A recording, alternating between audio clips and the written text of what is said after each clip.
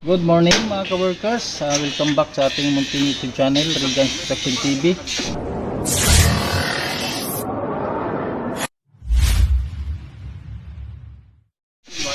For today's video nga pala guys ay i-update ko kayo sa ginagawa namin ceiling dito guys sa kanyang labas na bahagi ng kanyang bahay guys. Ayan guys, nag-umpisa na silang mag-ceiling guys.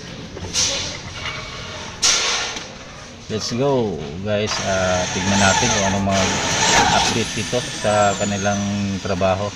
Ayan na nga pala guys, nagkakabit sila ng air vent guys. Ayan, ito nga pala yung ito nga pala yung air vent na kinakabit namin guys. Air vent namin ay nasa gilid ng kanyang wall. Bawat nagkakabit kami ng air vent guys, ganito talaga ang estilo namin sa pagkakabit ng air vent. Nasa gilid gilid ng kanyang wall para pag ng hangin sa kanyang wall guys, diretso siya pasok siya sa kanyang air vent, papunta doon sa loob ng kanyang bubong. Saka ito nga pala yung namin ito sila yung tatlo. Ito yung dalawang installer. At saka ito yung isa guys. Yan yung isa. At may isa pa silang kasama na dun sa baba. Yung taga bigay sa kanila ng or taga putol. Kanilang ikakabit guys. Yan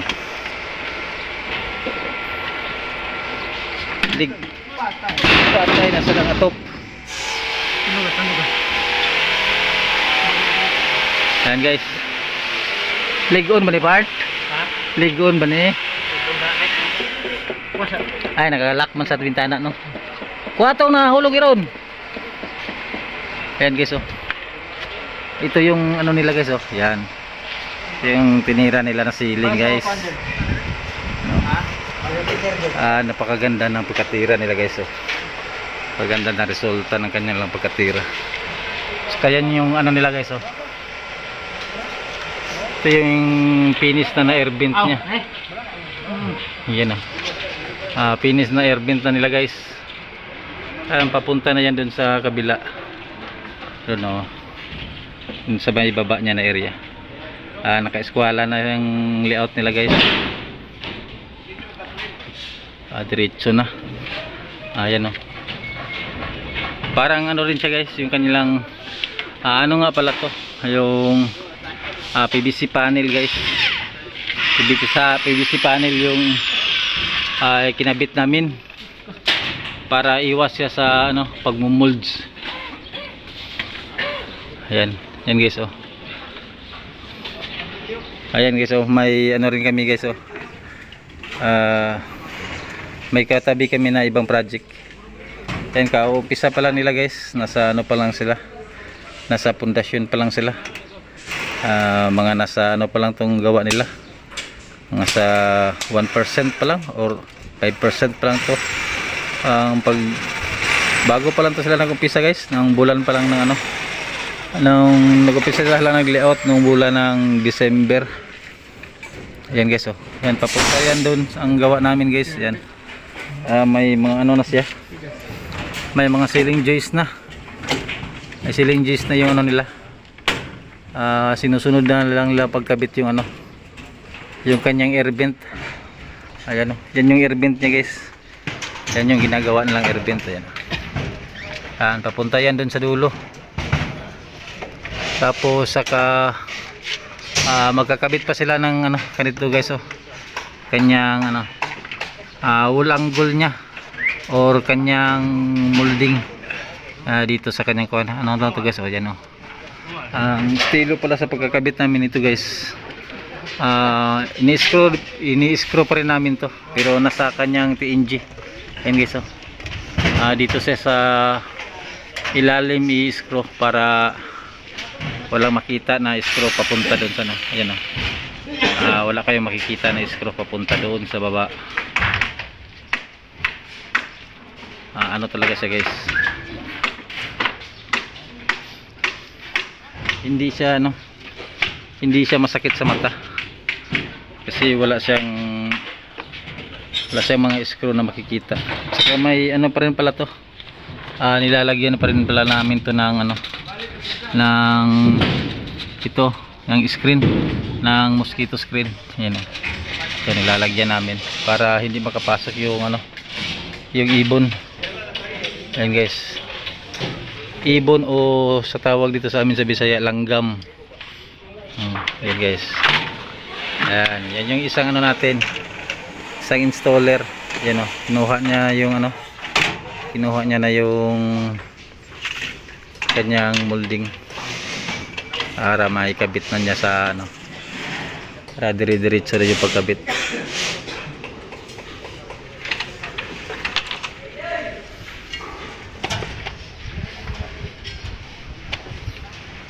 Yan guys, hindi hanggang dito muna tayo guys, babalikan natin sila mamaya.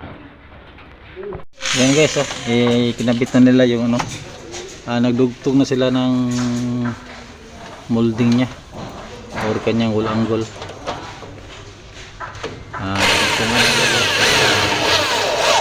Makapagkabit na sila ng ano, makapagkabit na sila ng panel, ng kanyang PVC panel guys.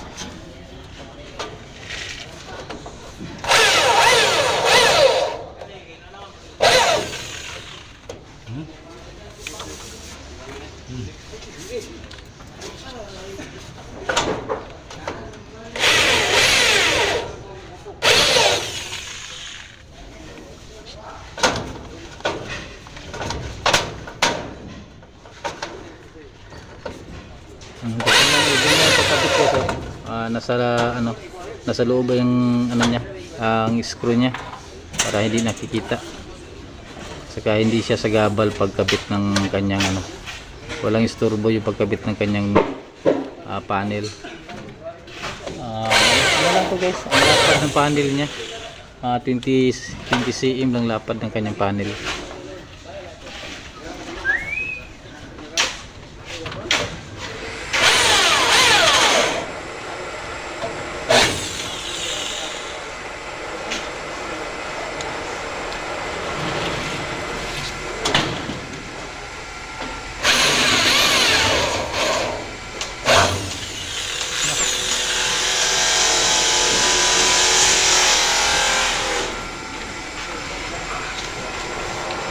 Guys, magkabilaan lang itong kakabitan nila guys, magkabilaan na area para malagyan na ng ano, malagyan na nila ng kanyang panel.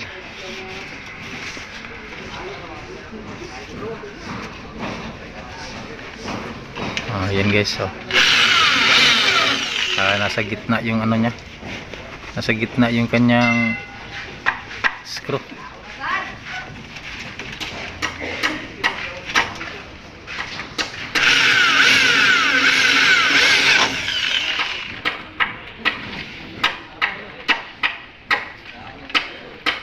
Pagkat matapos ito maikabit guys, magkakabit na sila ng ano, pakita ko sa inyo yung paano nila kakabit yung ano, kanyang panel. Madali lang siya ikabit guys, pasok lang siya, tapos tingnan yung alignment nya bago sa screw yung ano, yung kanyang, bali naka TNG kasi itong ano nya guys, yung panel nya naka TNG type, kaya salpak-salpak lang siya guys,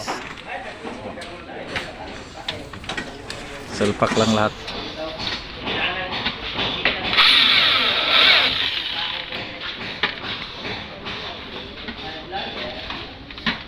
Ayan guys, babalikan natin sila guys pag magkabit na sila ng panel.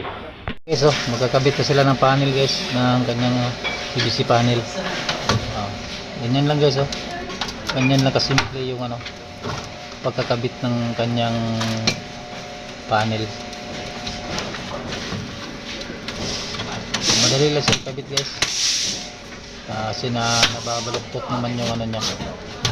Yan, salpak lang sa ano, salpak lang sa kanyang group.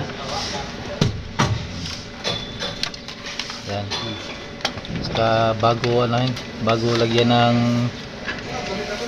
screw guys, ayan screwhan lang bawat ano, bawat dulo kung saan tatama yung kanyang silindi.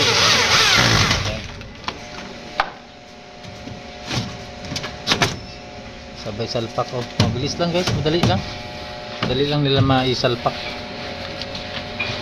May isa na taga salpak, tapos yung isa naman taga align.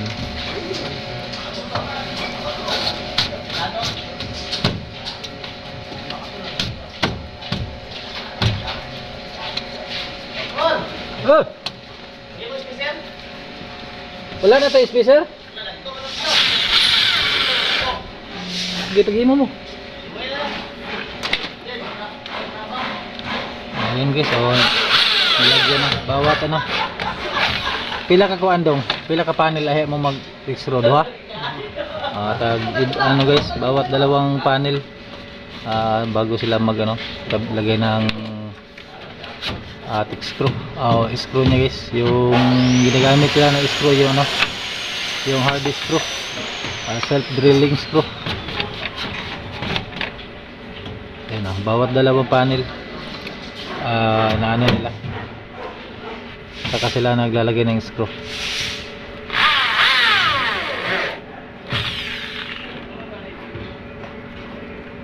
Isa yung taga ano guys, oh, ayan oh. Isa yung taga kabit, isa yung taga align.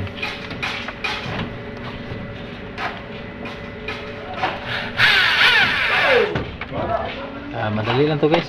Maya nito puno na to. Kasi meron ding ano, meron din taga putol dun sa baba. Ano, madali lang. Dali lang sila na ano.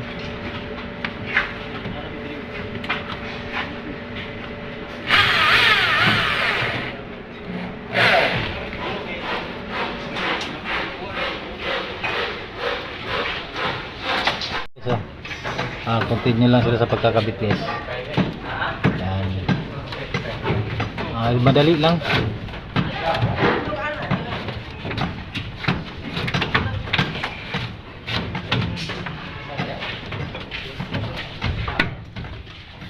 Hindi kagaya ng ano, spandrel na hindi mo pwede mayupi guys, kasi pag binaluktot mo yun, mayuyupi yung kanyang ano, yung kanyang pinaka joint. Ito madali lang ito. Ha?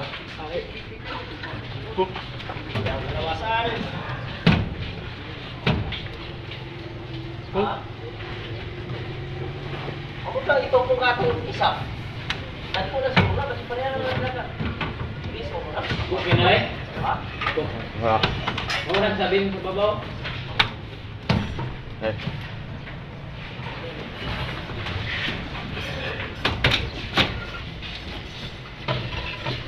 Pwede rin ang dagkong spacer, ipalubong na ninyo gamay siyuta.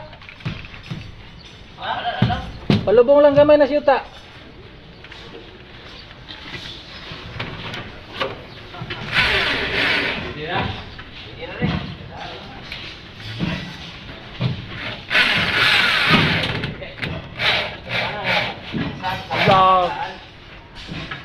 Try it.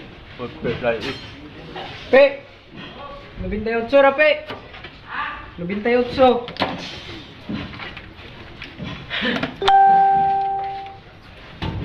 Nandiyan ra, buto-buto. Butra? Oh.